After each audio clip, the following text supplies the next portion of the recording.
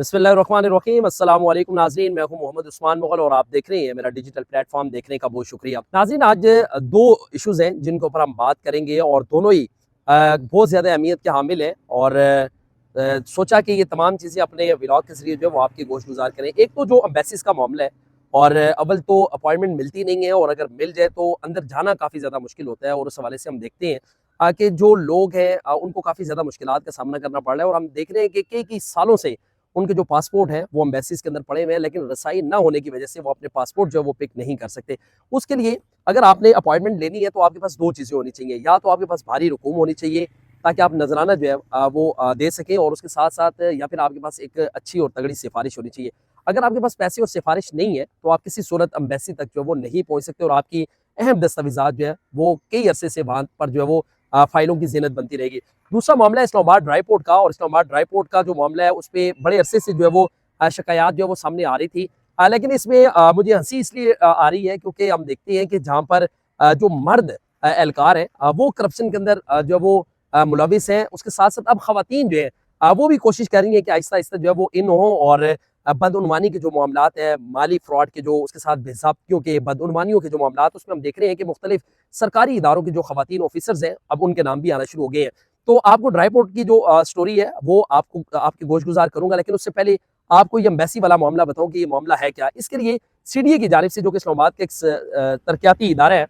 इसकी जानिब से एक शटल सर्विस शुरू की गई थी ताकि वहां जाने वाले जो लोग हैं वो एम्बेसी तक, क्योंकि आपको पता है कि जो दाखिली दरवाजा है वहां से लेकर एम्बेसी तक काफी ज्यादा लोगों को चलना पड़ता था, उसके ऊपर शिकायत बहुत ज्यादा थी। सीडीए की जानिब से ये फैसला किया गया था कि इन लोगों को एम्बेसी तक पहुंचाने के लिए शटल सर्विस जो है वो शुरू की जाए। शटल सर्विस गो के वो एक सरकारी इदारे के मातहत जो है वो चलाई जानी थी और फिर चलाई भी गई, लेकिन उस पर हमने देखा कि सिक्योरिटी गार्ड जो है, सिक्योरिटी गार्ड जो थे उनका अपना एक रोप था, उनका अपना गलबा था और वो इसके ऊपर विराजमान हुए। उसके ऊपर बड़े अरसे से जो शिकायत थी वो सामने आ रही थी और उसमें जो सरपरस्ती थी वो डीएमए जो है, डीएमए का एक ड्राइवर है, वो इसके सारे मामले की जो वो सरपरस्ती कर रहे थे। ये खाली सरपरस्ती नहीं कर रहे थे, ये करोड़ों रुपए वहां से कमा रहे थे, लेकिन एक बंदा है उसे एक एम्बेसी में जाना है, उस एम्बेसी तक उसको पहुंचाने के लिए ये लाखों रुपए जो वो वसूल करते थे। उसमें फिर हुआ ये आगे जो प्राइवेट कंपनी के जो गार्ड्स हैं इन्होंने मिलकर वहां पे अपना एक ग्रुप बनाया और ये ग्रुप जो है वो इसी शटल सर्विस को जो वो चलाया करता था। और इसमें जो इजाज कुरैशी है जिसके बारे में बताया जा रहा है कि वो डायरेक्टरेट ऑफ म्यूनिसिपल एडमिनिस्ट्रेशन यानी डीएमए का जो ड्राइवर है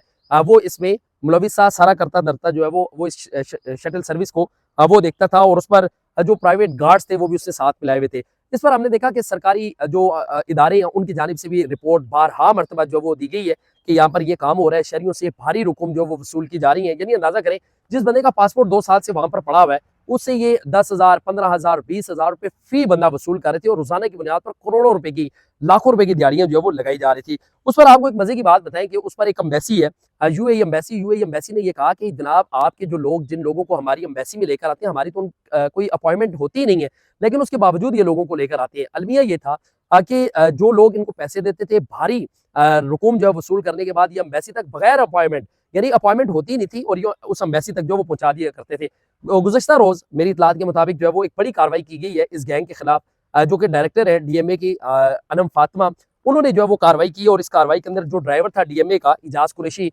उसे जो है वो मुअत्तल किया गया है और जो ओवर चार्जिंग थी, मतलब सरकार ने जो रेट मुकर्रर किया था उससे कई गुना ज्यादा वसूली पर एक शख्स जो है उसे गिरफ्तार किया गया और थाना सेक्रेटेरिएट जो है वो मुंतकिल किया गया है। और ये बताया गया है कि ये एक अरसे से इस कारोबार के अंदर जो वो मुलविस थे। और इस पर एक और आपको जबरदस्त बात बताएं कि ये जो सिक्योरिटी सुपरवाइजर है इमरान कैनी और उसके साथ जो इजाज कुरैशी है, इन दोनों को इससे पहले भी जो शिकायत थी उन शिकायत पर इनको एफआईए ने जो वो तलब किया था और जो इदारों ने रिपोर्ट दी, इदारों ने कहा कि ये इस कारोबार में एक अरसे से जो है वो मुंसलिक है। लेकिन उसमें जो यूएई एम्बेसी है उसने जब शिकायत की कि जनाब अपने लोगों को मना करें, ये बड़े बासर लोग हैं, इन लोगों के खिलाफ हम मुतादिद शिकायत दर्ज करवा चुके हैं लेकिन अब तक इनके खिलाफ कार्रवाई नहीं हुई। अंदाजा करें कि एक एम्बेसी हमारे पाकिस्तानियों की ये शिकायत कर रही है कि बगैर अपॉइंटमेंट के वो पैसे लेकर लोगों को हमारी एम्बेसी तक जो है वो, हमारे सफारत खाने तक जो वो पहुंचा रहे हैं। लेकिन गुज़श्ता रोज हमने देखा कि ये कार्रवाई हुई है, उसमें एक शख्स जो है उसको पुलिस की तहवील में दिया गया है, जो इसमें ड्राइवर था इनका अपना इजाज कुरैशी, उसको जो है वो मुअत्तल कर दिया गया है। लेकिन अब देखते हैं कि इसके बाद अब ये मामलात किस तरह चलेंगे, क्योंकि वहां पर जो सिक्योरिटी गार्ड थे जिनके बारे में बताया गया था कि उनका एक अपना ग्रुप वहां काम करता है,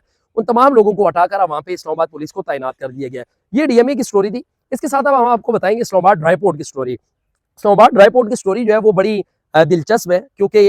मेरी इतलात के मुताबिक 21 मई 2026 को एक कंटेनर इस्लामाबाद ड्राई पोर्ट पर आया, जिसका मैं आपको जो जीडी नंबर है वो भी बता देता हूँ। 2615 ये जीडी नंबर है और ये कंटेनर जब वहां पर आया, इस कंटेनर को एग्जामिन करने के लिए जो टीम मौजूद थी उसमें खातून जो एग्जामिनर है, नाम मैं नहीं लूंगा उनका, क्योंकि मेरा व्लॉग देख के जब उन तक पहुंचेगा वो समझ जाएंगे कि कौन सी खातून है, और बड़ी बासर खातून है। इस खातून को ये कहा गया कि आप इस कंटेनर को जो वो चेक करें, क्योंकि जब भी ड्राईपोर्ट पर कोई कंटेनर आता है बाकायदा तौर पर उस कंटेनर को चेक किया जाता है, उसका एग्जामिन किया जाता है। तो ये खातून ने क्या काम किया कि जांच पड़ताल करके उस कंटेनर को क्लियर करवा दिया। उस वक्त जब ये बात पहुंची सुपरिटेंडेंट जो थे कस्टम के, उन तक जब ये बात पहुंची तो उन्होंने जो डिप्टी कलेक्टर है डॉक्टर मुदस्सिर, उन्होंने इलेक्ट्रिक तौर पर जो है वो इस कंटेनर को ब्लॉक किया और ये फैसला किया कि इस कंटेनर को दोबारा चेक करवाया जाए। तो उस पर हमने देखा कि 1 जून 2026 को ये फैसला हुआ कि इस कंटेनर को दोबारा चेक करवाते हैं, यानी तकरीबन कोई 10 दिन के बाद इस कंटेनर को दोबारा चेक करवाने के लिए जो अप्रेजर्स हैं,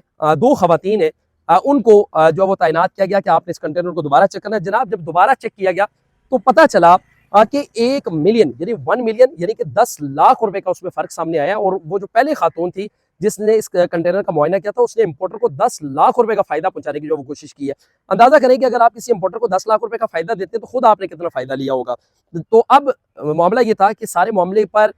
जिन लोगों ने ये कंटेनर चेक किया उनको सजा होनी चाहिए थी, उनके खिलाफ कार्रवाई होनी चाहिए थी, लेकिन ऐसा नहीं हुआ। अब चल क्या रहा है? अब चल ये रहा है जो सुपरिटेंडेंट है और उनके साथ एक और खातून ऑफिसर है, ये दोनों मिलकर अब इस फर्क को कम करने की कोशिश कर रहे हैं ताकि इस मामले को किसी न किसी तरीके से जो वो दबाया जाए। सारी जिम्मेदारी जो है वो अब इंस्पेक्टर पर डाली जाए। ये मेरी इतलात के मुताबिक जो इन्फॉर्मेशन है वो ये है। लेकिन अब इसमें मैं आपको एक बात बताऊं, इसमें जो मिस्टर सलीम है, मिस्टर सलीम एक तवील अरसे से इस्लामाबाद ड्राईपोर्ट पर जो वो तैनात है, 2012 से ये वहां पर इनकी तैनाती है और अब तक इनको 14 साल हो चुके हैं। इसके साथ एक और खातून है,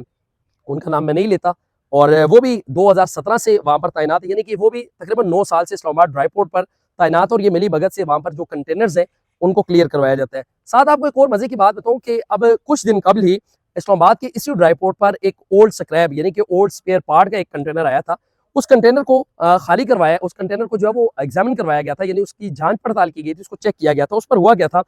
जो चीफ कलेक्टर इन्फोर्समेंट बासित मकसूद अब्बासी हैं, उनकी हिदायत पर उस कंटेनर को जो है वो चेक करवाया गया। तो जनाब चेक करने पर 10 मिलियन यानी कि 1 करोड़ रुपए का फर्क जो है वो सामने आया है। लेकिन इसमें अफसोस की बात यह है कि नाकिस जो चेकिंग का अमल है, उसमें जो मुलविस इनके अपने लोग हैं, इनके अपने अमले के जो लोग हैं, उनके खिलाफ अब तक किसी किस्म की कोई कार्रवाई जो है वो सामने नहीं आई। अब एक तरफ हमने आपको बता दिया सरकारी इदारों के जो मर्द एहलकार हैं उनकी कारस्तानियां, तो दूसरी तरफ हमने इस्लामाबाद ड्राईपोर्ट पे जो खवातीन जो कर रही है, नाम मैंने इसलिए नहीं लिया कि